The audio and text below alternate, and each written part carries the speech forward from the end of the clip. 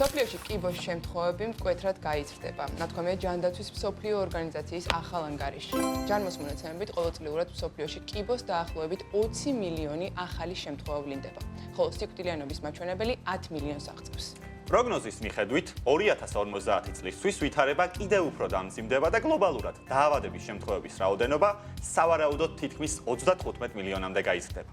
ექსპერტები მოუწოდებენ საერთაშორისო თანამეგობრობასა და მთავრობებს სრულად დააფინანსონ ონკოლოგიური სერვისები, პრევენციიდან და დიაგნოსტიკიდან დაწყებული რეაბილიტაციით დასრულებული.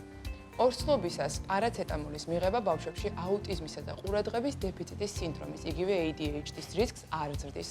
ჟურნალ JAMA-ში გამოქვეყნებულმა ამ მასშტაბურმა კვლევამ აქამდე არსებული ეჭვები გააქარწყლა. 700,000-ზე მეტი დედაშვილის მონაცემების ანალიზმა დაადასტურა, რომ ორსულობისას პარაცეტამოლის მიღებასა და ბავშვებში ნევროლოგიურ დარღვევებს შორის არანაირი კავშირი არ არსებობს. ექიმები აღნიშნავენ, რომ სიცხისა და ტკივილის უნალობაზე უარის თქმა ნაყოფისთვის გაცილებით სახიფათოა, ვიდრე პარაცეტამოლის მიღება.